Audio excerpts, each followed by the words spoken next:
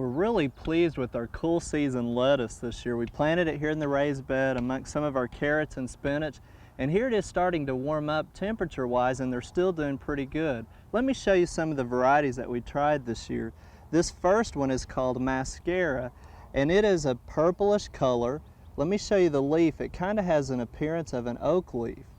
Really a neat shape and color, and we've not really got it to the point we want to harvest it yet to see how it tastes, but we're really pleased with the growth so far. The one right beside it is called Royal Oak Leaf lettuce. Again, it's one that's got an oak leaf shape, and that's the same thing we've got over here, just in a little bit different planting stage. So it's very mature, the leaves are pretty good size and ready to harvest. Then the ones in between are called the Black-Seeded Simpson, another one that's pretty heat tolerant. And we're ready to harvest some of these, and the best way to do that, and we'll harvest the Black-Seeded Simpson over here, we're just going to take our shears and go in and shear it out like this. And that helps keep it from bolting, because if you harvest some of the leaves around the outside this time of year, it has a tendency to want to send up that stalk and bolt on us. And we'll just put some of these over in our basket where we've already harvested some of our onions, a little bit smaller, cabbage, some cauliflower, broccoli that we've been growing, and then we've got a few leaves of spinach left that we'll be harvesting. And now that we've done all the work here in the garden, let's take some into Barb and put her to work and see what she has in store for us. One of the challenges that a lot of gardeners face is getting their kids to eat the produce when they actually get it inside. What we're going to do today is use several of the things that have been grown in the Oklahoma Gardening Garden and turn it into a pizza. This particular one is called a salad pizza. We have done ahead of time a couple of things to speed the process along. We have a pizza crust, and you can use whatever you want, homemade, commercially prepared, whatever. And then we've melted 1.5 cups of mozzarella cheese on that under a broiler. Now, Steve, I'm going to let you help me with this. It's basically just the same organization as any other kind of pizza. We're going to put some greens on here, and the amount depends on the size of the crust. So we'll spread those out. And that's some of the lettuce, oak leaf lettuce things that we brought to you earlier. And you could use other kinds of greens that you had. A little bit firmer greens sometimes work a little bit better because we're going to heat it, but we're not going to really heat it long enough to actually get these hot. Now, as far as greens, we can actually substitute some of these type things in too, can't we? Definitely. You could use some cabbage if you've got that growing, I know, and we're going to put a little bit of broccoli on here as Barb, well. on the broccoli, before we leave that, you have done something that I found very interesting.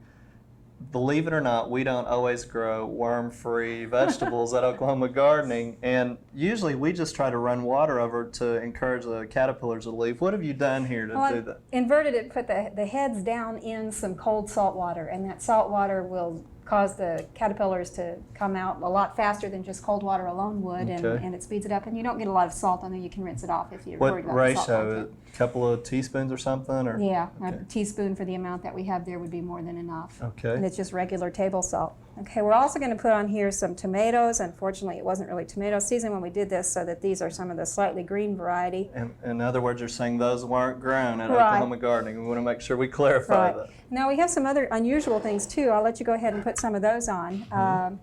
You want to go ahead and put this? We're putting some artichoke hearts on there simply for something a little bit different. But this, again, is whatever you've grown or whatever you have in your kitchen. You could put onions on, green onions, whatever you like in a salad. You could, in fact, just make a tossed salad with radishes and such and put that on.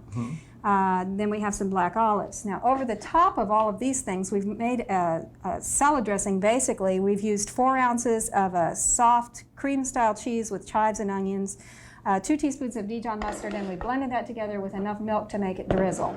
And just go ahead and drizzle that over the top of this and kind of get it around quite a bit. You could use a commercial salad dressing if you chose. This just gives a little bit fresher flavor and some kind of fun to do. You can have the kids help stir this one together. Does that look like enough? That looks just fine.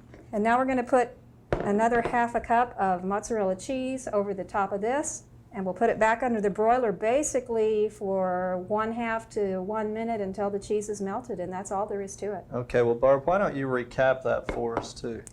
You start with a commercial or homemade pizza crust, whatever you'd like. Then you put 1.5 cups of mozzarella cheese on that and melt it under a broiler, probably 1 to 2 minutes at the most.